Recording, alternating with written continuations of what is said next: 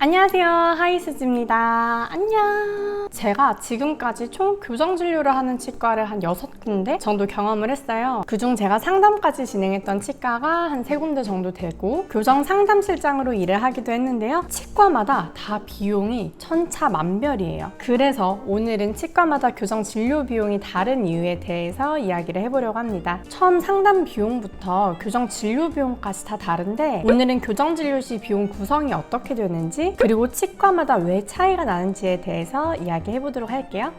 우선 교정 진료는 비보험 진료예요. 비보험 진료요? 저 치과 보험 있는데요? 그럴 때 사용하는 보험 비보험이 아니라 우리가 국민건강의료보험을 매달 내고 있죠. 그 비용을 내므로써 우리가 나라에서 의료보험 혜택을 받게 되는데요. 나라에서 정해놓은 의료급여 진료 항목이 따로 있어요. 이 의료급여 항목에 속한 진료에 대해서 의원급의 경우 본인부담금을 30% 그리고 나머지 70%를 공단에서 부담을 합니다. 그래서 1년에 한 번 스케일링을 하는 연 1회 스케일링의 경우 2013년도부터 의료급여 항목이 되면서 현재는 16,000원 정도에 받을 수 있게 되는 거죠. 교정진료는 의료급여 항목에 속해 있지 않은 비보험 진료이기 때문에 나라에서 정해놓은 금액이 없습니다. 고로 병원이 정해놓은 수가, 부르는 것이 값이 되는 것이죠. 교정비용의 구성은 주로 표진상담, 정밀진단, 장치비, 월비, 유지장치, 그리고 그 외에 스크류, 발치, 추가장치 등이 있는데요. 치과마다 차이가 있지만 저희 치과 같은 경우에는 표진 상담 비용이 별도로 없습니다. 정밀 진단을 하면서 본 뜨고 엑스레이 찍고 입안 사진, 얼굴 사진 등등의 여러 가지 자료를 수집해서 보다 정확하게 분석을 합니다. 정밀 진단을 하게 되면 현재 치아에서 나타나는 교정적인 문제에 대해서 보다 명확한 원인을 분석할 수 있어요. 그 원인이 골격적인 문제가 될 수도 있고 단순히 치아의 문제일 수도 있기 때문에 그것에 따라 교정 치료의 방향성이 한계들도 차이가 있습니다. 이런 부분들을 원장님이 직접 분석하고 환자분들과 직접적으로 한 30분 정도 상담을 나누기 때문에 정밀진단 비용은 당연히 발생합니다. 제가 근무했던 치과들은 정밀진단 비용이 한 10만 원 정도였는데요. 이 비용은 평균적이거나 혹은 조금 더 저렴한 금액이고 정밀진단 비용만 한 20만 원 정도 넘어가는 치과도 봤습니다. 장치비의 경우 치과마다 쓰는 장치가 다르고 같은 세라믹이라고 할지라도 자가결찰이냐 아니냐에 따른 차이도 있어요. 요즘은 웬만하면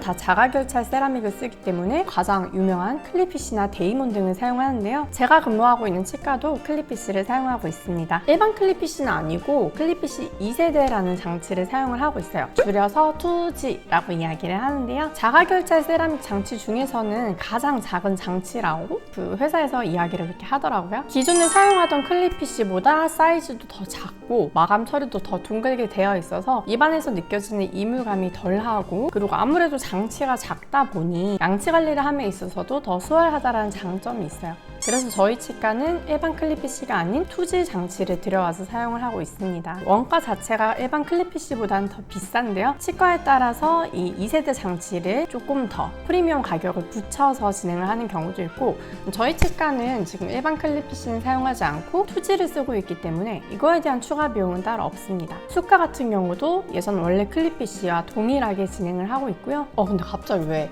우리 치과 장치 자랑이 된 거지? 일단 패스하고 월비는 매월 치과에 가실 때마다 내는 진료 비용이라고 생각을 하시면 되는데 더 큰 의미로는 본인이 교정 진료를 하는 기간이 1년이면 1년, 3년이면 3년 이 교정 치료의 총 비용을 다달이 할부로 내신다라고 생각을 하시면 돼요. 이 1년의 과정 속에서 그날의 진료 시간이 어떤 날은 10분 만에 끝나는 날도 있고 어떤 날은 1시간 동안 하는 날이 있어요. 10분 만에 끝나는 날은 내가 별로 받은 것도 없는 것 같은데 왜 돈을 내야 하지? 라는 생각이 들고 억울할 수도 있거든요. 하지만 교정진료는 늘 그때그때에 따른 그 상황에 맞는 최선의 진료를 들어가기 때문에 그냥 하나의 과정이라고 생각하시면 됩니다. 교정이 끝났다고 해서 끝난 게 아니죠? 우리가 오랜 시간 돈도 들이고 고생을 하고 시간도 들였기 때문에 이 모습 그대로 잘 유지를 해주는 것이 중요해요. 그래서 유지장치라는 것을 또 사용합니다. 보통은 치아 안쪽에 붙여서 고정을 시키는 픽스드 리테이너라는 철사 유지장치를 사용을 하고요. 그리고 꼈다 뺐다 하는 가철식 유지장치로 추가적으로 유지에 도움을 줍니다. 치과에 따라 그리고 그 환자에 따라서도 유지장치를 쓰는 게 조금 다르기 때문에 여기에서 발생하는 비용의 차이도 있습니다. 그 외에도 미니스크류, 교정 발치, 악궁 확장 장치 등 여러 가지 특수한 경우도 있지만 모든 환자분들에게 동일하게 발생을 하는 것이 아니고 환자분들마다 다르게 적용이 되기 때문에 이 부분으로 인해서 교정 비용의 차이가 나기도 해요. 이미 앞에서 교정 비용 구성에 대해서 이야기를 하면서 말씀드렸지만 정리해서 말하자면 치과마다 교정 비용 차이가 나는 이유는 교정 장치의 차이, 교정 기간의 차이, 교정 난이도의 차이가 있을 수가 있고 그 진료를 행하는 원장님의 진료 철학이나 치과 운영 철학에 따른 차이도 있는 것 같아요.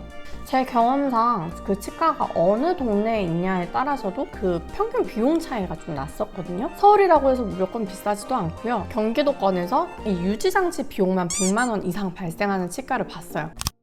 교정치과 원장님들은 대부분이 페이닥터인 경우가 많아요. 그렇다고 잘못됐느냐? 아니. 사실 교정 전문의의 경우 풀타임으로 치과에 상주를 하기에는 그 치과의 경영적인 입장에서 상당히 부담이 큽니다. 그리고 그 정도로 이 교정 환자들이 이 치과의 전체적인 환자의 비중을 따지고 봤을 때 그 비중이 좀 적기도 하고요. 그래서 제 생각에는 이 교정 의사가 페이닥터이냐 아니면 대표 원장이냐 이거에 대한 거는 크게 의미가 없는 것 같고 다만 그 페이닥터가 얼마나 책임감을 가지고 이 병원과 환자들에 대한 책임감을 가지고 진료를 하는지는 중요한 것 같아요. 제가 그동안 근무했던 치과의 교정과 페이닥터 원장님들은 최소 3년에서 8년 이상 정도 근무를 하시는 원장님들이셨거든요. 그 정도면 치과에 지분을 넣지 않았을 뿐이지 그 치과의 교정과를 대표하는 원장님이라고나 할 수 있지 않나 라는 생각을 합니다. 그리고 교정치과를 선택을 할 때 사람들마다 다 니즈가 다르기 때문에 정말 비용적인 부분만 보고 결정을 하시는 분들도 계신가 하면 비용은 전혀 고려하지 않고 그냥 그 원장님이 이 치과의 대표 원장님이 교정 전문의인지 아니면은 상담을 나눈 다음 그 치과의 느낌을 따라가시는 분들도 계시고요. 저도 치아 교정을 해본 사람으로서는 나와 그 치과의 케미가 상당히 중요한 것 같아요. 특히나 저렴한 비용만 가지고 치과를 결정하시는 분들은 조금은 주의해 주셔야 할 것 같습니다. 이벤트가로 무리하게 환자들을 상당히 많이 유입을 시키고 그리고 그 부분들을 감당하지 못해서 문 닫는 그런 치과의 사례들도 있었잖아요. 교정 상담 시 환자의 말을 잘 귀 기울여 들어주고 소통을 잘 하는지 그리고 그간의 임상 경험도 무시할 수 없겠죠. 참고할 수 있다면 그 원장님의 임상 사례도 참고를 하면 좋을 것 같고요. 우리가 치과뿐만이 아니라 어딘가에 갔을 때 그 딱 받는 특유의 느낌이 있잖아요. 특히나 교정 진료는 최소 1년에서 2년, 뭐 길게는 3년 정도 나와 함께 해야 하는 진료이기 때문에 내가 방문했을 때 편안하고 느낌이 좋은 치과를 고르는 것도 무시하지 못할 일인 것 같아요. 여러 치과에서 교정 상담을 하시다 보시면 이 치과가 나랑 좀 잘 맞을 것 같은데? 이런 느낌이 아마 드실 거예요. 이건 어디까지나 저의 개인적인 의견이니 참고만 해주세요. 오늘은 이렇게 교정진료 비용의 구성, 치과마다 왜 비용 차이가 나는지 그리고 어떤 교정치과를 선택을 해야 하는지에 대해서 알아보았습니다. 오늘도 영상 봐주셔서 너무 감사합니다. 다음에 만나요. 안녕.